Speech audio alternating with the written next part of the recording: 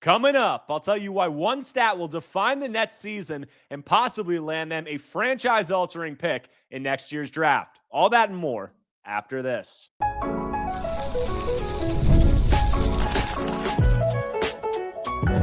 You are Locked On Nets, your daily Brooklyn Nets podcast. Part of the Locked On Podcast Network, your team every day. Welcome in to the Locked On Nets podcast right here on the Locked On Podcast Network. It's your team, the Brooklyn Nets, every single day. I'm Erik Slater, Brooklyn Nets beat reporter for ClutchPoints.com. Thank you for making me your first listen of the day. The show is 100% free on all those great platforms. Today's episode is brought to you by FanDuel. Right now, new customers can bet just $5, and if your bet wins, you'll get $300 in bonus bets to use across the app. Download the FanDuel app today. And on today's show, I'm going to be outlining why one stat surrounding Brooklyn's roster turnover will define their 2025-26 campaign and ultimately aid their tanking agenda. And we're just over 1 day away from the start of Nets training camp. Brooklyn will hold media day tomorrow before opening practice on Wednesday. And things are starting to set in. The new look roster is taking shape following what has been the NBA's busiest offseason. And when you look at this Nets team, there's two goals. The first of which is obviously going to be develop the rookies, all of that. And the second of which is going to be maximizing this draft pick and trying to spike a top selection in next year's draft, a class that features three highly touted prospects at the top. And I saw an article by ESPN's Zach Cram outlining key stats surrounding each of the teams in the NBA. And I think this one stat is really pertinent to both of those goals that I just talked about. And here was a stat from Zach. He said, according to Genius IQ tracking data, 6 players averaged at least 3 minutes of possession in their games with Brooklyn this past season. 5 of those 6, Dennis Schroeder, D'Angelo Russell, Ben Simmons, Trendon Watford, and Killian Hayes, are no longer with the organization. Neither is Cam Johnson, who ranks second on the team in points. That's a stat from Zach Cram. And from an on-court perspective, if you're someone rooting for the tank, if you're someone who's not in favor of the tank, regardless, this is the story of the Nets' upcoming season. The moves that they made, the way they organized their roster, the turnover was strategically set. And this stat really exemplifies what they were trying to do. Because if you look at last year, obviously it was a tanking season. The Nets traded back for their 2025 and 2026 firsts from Houston. They gave up a lot to do that. There's no doubts that they were tanking, but a lot of people had issues with how they went about their tanking. And all those fears were realized really in the beginning of the season when they started 10-11. That really put them behind in the tank race to land the number 1 pick and try to get Cooper Flagg or to land those top lottery odds and give them the best chance. And what was the biggest factor in what they did in them overachieving and exceeding expectations early in the year? It was their veterans. Mostly, it was Dennis Schroeder, a guy who came out on fire last year, averaged 18.5 points and 6.5 assists on 45, 39, 89 shooting splits, was just playing out of his mind. Cam Johnson was also playing really well. Cam Thomas had a few games, but those veterans and the guys that the Nets held on to into the season, specifically Schroeder, who was the guy handling the ball most of the time, really led to the Nets overachieving, exceeding expectations. And clearly, that wasn't what they wanted, and they felt some urgency about it because they traded Schroeder on December 15th, which is the first day of, the unofficial first day of trade season. So they wanted to get him out. After that, they brought in D'Angelo Russell, and even with D'Angelo, was another veteran ball handler who they got as a salary filler. He didn't play well, but he did, his ball handling and his facilitation and all of that did elevate the Nets and make him better during their minutes. The Nets won D'Angelo's minutes last season by something like 6 or 7 points per 100 possessions. So they were better when he's on the court. And this was a takeaway. If you're doing a case study on the Nets tank last year into this season and how can they improve, the easiest way last season to handicap the Nets roster was to take away capable ball handlers, capable veteran guys who could create shots for themselves, create shots for the others, and calm things down altogether. And that was evident. When they lost Dennis Schroeder, they started losing a lot of games right away. When D'Angelo Russell was out, they started losing a lot of games. When Cam Thomas was out, they lost a lot of games. And you look at what they did this offseason, their moves really underscore that and underscore more of a tanking urgency this coming season. You look at who's going to be playing point guard for the Nets this season, it's obviously the rookies. They brought in 3 rookie point guards in Yegor Dioman, Nolan Shore, Ben Saraf. They also just traded for Kobe Buffkin. And with that amount of youth and inexperience, there's an argument to be made that maybe they should bring in a veteran ball handler, a guy who could calm things down, can show the rookies the ropes, can bring some semblance of continuity and structure to this team next season. And they didn't do that. And why didn't they do that? I think it's because they're all in on trying to maximize their draft pick this offseason, this coming season.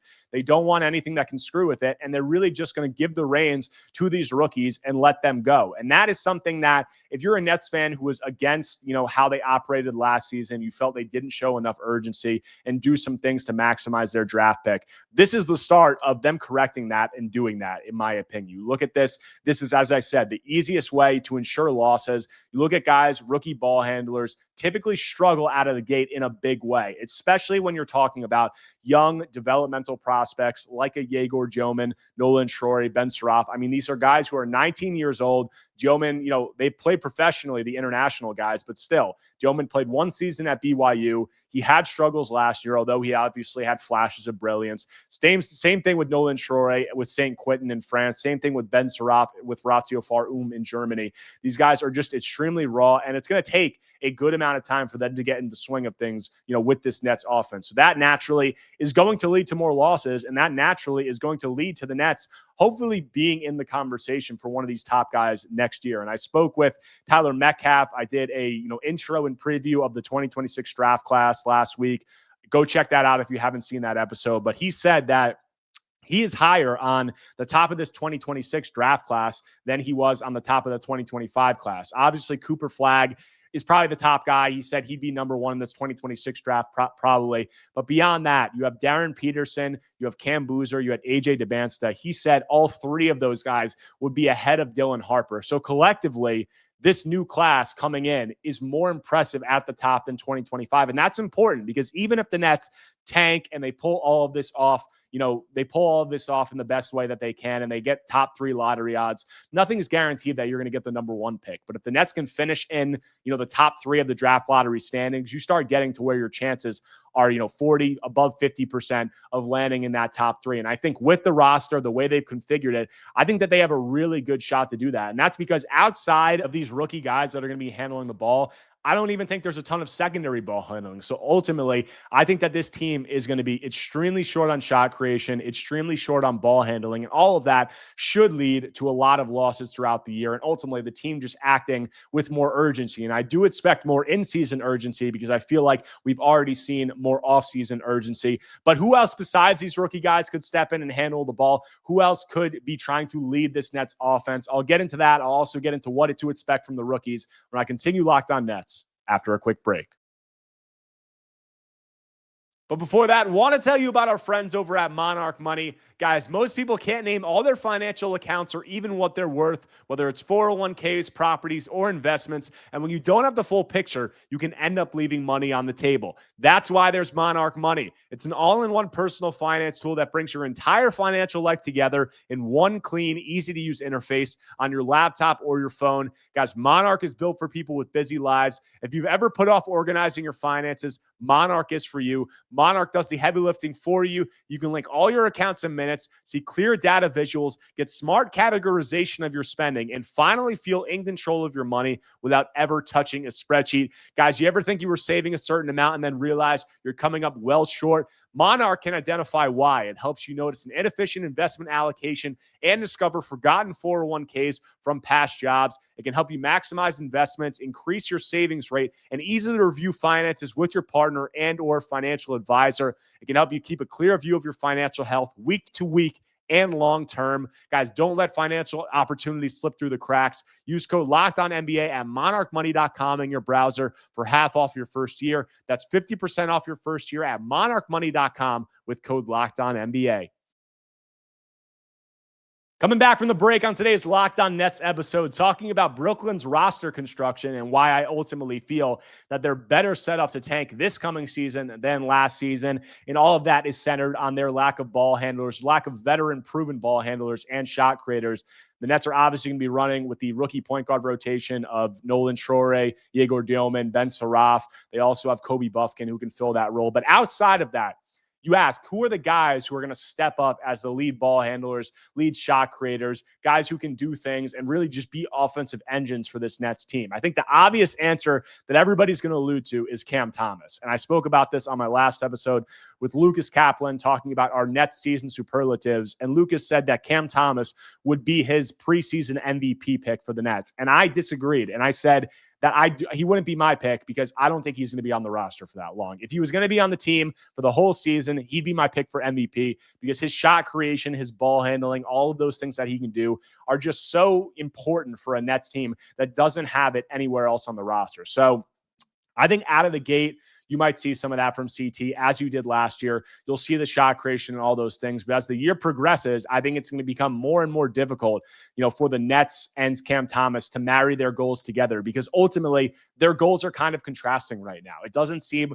like CT is going to be a piece for this team long term. And even if CT is here in the beginning of the year and he's playing really well and doing all those things, he doesn't have a guy like Dennis Schroeder next to him. He doesn't have, even a Cam Johnson level guy. I think MPJ is a slight step under Cam Johnson. So all of that, I think, is in itself going to make this team worse. But then you talk about what is going to be the deal with Cam Thomas throughout this season. And I've said Cam not being able to come to a long-term or even medium-term contract extension with the Nets and him signing this 1-year, $6 million qualifying offer, I feel like it's the beginning of the end of his Nets tenure. And that's not a hot take because if you look at the history of restricted free agents who sign the QO, they almost always depart the following offseason. I think there's like one player in the last decade who's taken the QO and then re-signed with the team the following offseason. The numbers overwhelmingly tell you that is the end of it. And for me, I think that it's going to end even before next offseason. And I think that this is trending towards a midseason or early season trade for Cam Thomas and the Nets because ultimately their goals just aren't aligned right now. I don't think that,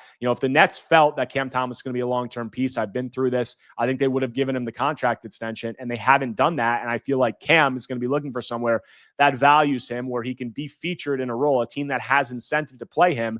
I think that the two sides will probably be able to find that in a trade. So I don't think that Cam Thomas is going to be on this roster that long. I think this could be trending in a direction where he's maybe traded in December or in January, similar to what we saw with Dennis Schroeder. And then if you take Cam Thomas out of the equation, who's the next player, the next guy that's going to be asked to step up? And that's Michael Porter Jr. And he was my MVP pick in the superlatives pot just because he's going to be the guy who's going to be asked to do the most offensively, I think, if Cam Thomas is removed from the equation. He's going to be, more equipped to do some of these things than the rookie is. And that's not even saying that much about MPJ. That's just saying something about how much rookies typically struggle.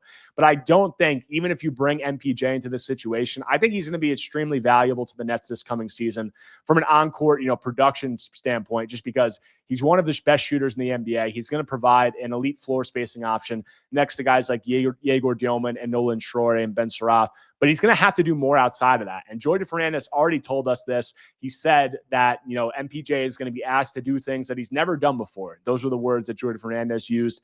Michael Porter Jr. said that he's excited to explore his game. He's excited to expand his game. He felt like his game was capped in Denver with Jamal Murray and Nikola Jokic dominating the offense. And he felt like he made some sacrifices. So obviously he's coming over here and he's going to be looking for an expanded role. And what is that expanded role going to be? It's going to be a lot of what we saw Cam Johnson do last season as a secondary ball handler. It's going to be things like handling the ball in the pick and roll. It's going to be a little bit more isolation possessions. Obviously a lot of DHO, Chicago, zoom sets, all of that. But it's going to be things with, MPJ having the ball in his hands that he hasn't necessarily done. And that's why, you look at how the Nets played last season. A lot of their success, I would attribute it, I said early in the year, to Dennis Schroeder. And then as the year went on, to the play of Cam Johnson. Cam had a career year. He averaged like 19 points and close to 4 assists, near 50, 40, 90 shooting splits. And do I think that MPJ is going to be able to play, better than Cam Johnson did, or even at that level this coming season, I'm very skeptical. And I think there's a lot of questions, and the jury's very much still out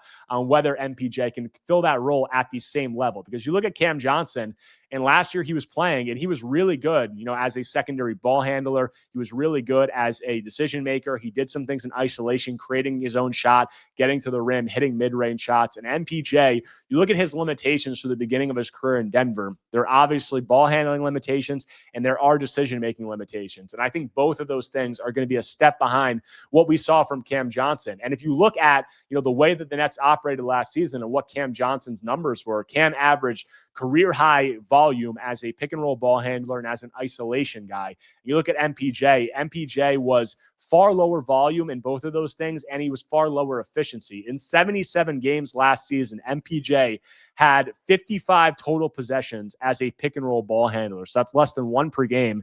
And the Nuggets scored 0.89 points per possession on those plays. You look at isolation, 77 games, 19 total isolation possessions. So MPJ was almost never in isolation last season. When he was on those 19 possessions, 8.4 points per possession. So neither of them were efficient. The volume wasn't there, compared to a guy like Cam Johnson, who wasn't doing like crazy volume, but it was a lot more than this. And it was more efficient on both types of plays. And you look at MPJ, there's going to be growing pains. Like, I'm talking about the Nets rookies in the next segment. I'm going to get into them, what fans should be looking for, what I think they might struggle with, what I think they might have success with. And there's going to be natural growing pains, but those same growing pains are going to apply to Michael Porter Jr. because he's not a rookie, but he is stepping into a role that he's never done before, as Jordi Fernandez said. So those same growing pains, I think, will apply there. If Cam Thomas is off this team early in the year and you turn to MPJ, I think he'll have some big games. He'll have some, 30-point games where he's efficient from the field. He shoots well from three. Maybe he can get to the basket a little bit and do some of those things. But in the grand scheme of things, I think there's going to be a lot of growing pains. And if you turn, if MPJ turns different places, he's going to be looking at guys like Yegor Dillman, like Nolan Troy, like maybe a Kobe Buffkin, or wing guys like Terrence Mann or Zaire Williams, guys who really aren't equipped to be self-creators and do things and drive offense. So that in itself, I think is going to lead to a lot more losses. And I also think it's going to lead to player development. It's going to lead to player development for MPJ and also for the Nets rookies. And I'm going to touch on what fans should be looking for from those rookies. What should they expect when I close out Locked On Nets after a quick break. But before that, want to tell you about our friends over at FanDuel. The NFL season is here, and FanDuel is making sure you're ready for kickoff with a can't-miss offer. Right now, new customers can bet just $5, and if your bet wins, you'll get $300 in bonus bets to use across the app. Guys, FanDuel fits however you like to bet, player props, building a same-game parlay, or even jumping in live as the action unfolds. It makes every game more exciting, whether you're watching your team or just keeping an eye on your fantasy lineup. It's quick, easy, and the best way to add a little more energy to Sundays. So are you ready to play? Download the FanDuel app now by visiting FanDuel.com to get started. That's FanDuel.com to place your first $5 bet.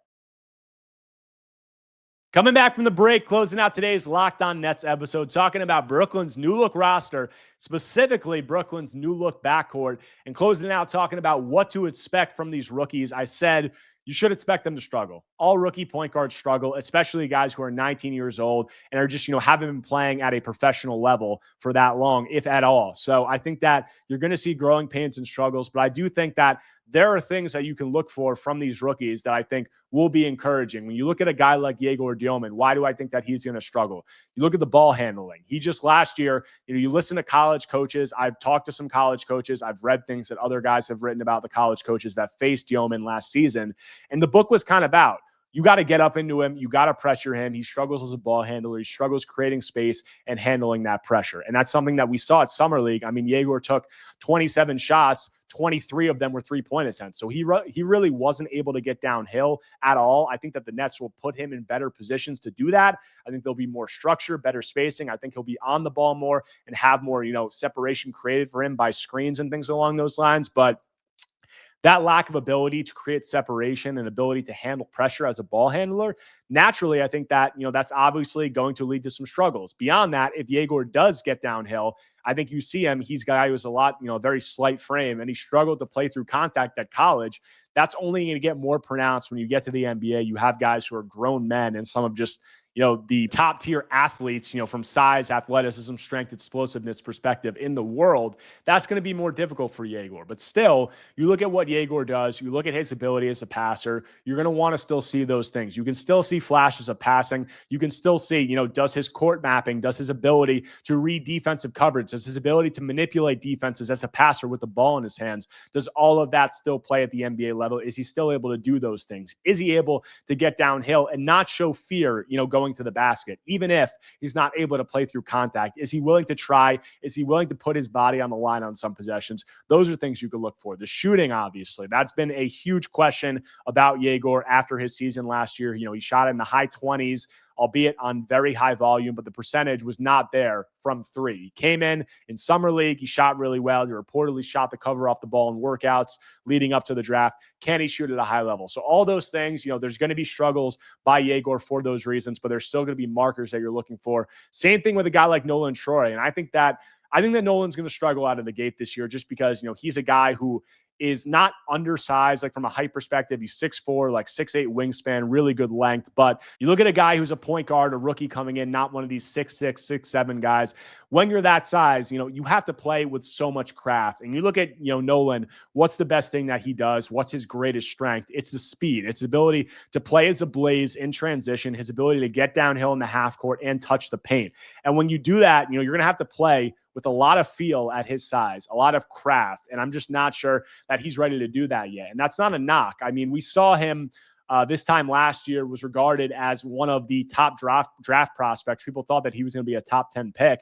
And that was because the season before at the Nike Hoop Summit, and a lot of other things, he was just playing at an extremely high level. Like, I watched his performance. He played against Barcelona in the ANGT championship game. And I watched the highlights from that game. He put up 45, 9, and 6. And he was just playing with such craft, with such control. He was really manipulating defenses. He was getting guys wherever he wanted. Like, he was able to get downhill and create those advantages. Once he got there, he was able to feel it out, whether to work to his mid-range, whether to get somebody in jail and keep him on his back hip, get to the rim, spray out for threes, all of that. He was just doing it at such a high level. And there was somewhat of a regression last season when he was playing with St. Quentin in France. So he gets to the NBA level, the pressure is much greater in terms of on-ball pressure. The driving lanes and windows are much smaller. It's much more difficult to finish up against guys at the rim. The passing lanes are constricted. All of that, I think, is going to, make it more difficult for Nolan. And I think that you're still going to see his strength shine in some regards, where you're going to be able to see him get downhill. You're going to see some blow-bys against good defenders that really open your eyes. My question is, once he gets downhill and once he creates that advantage, is he able to capitalize? I'm skeptical of whether he's going to be able to do that this season, but I think that it's something.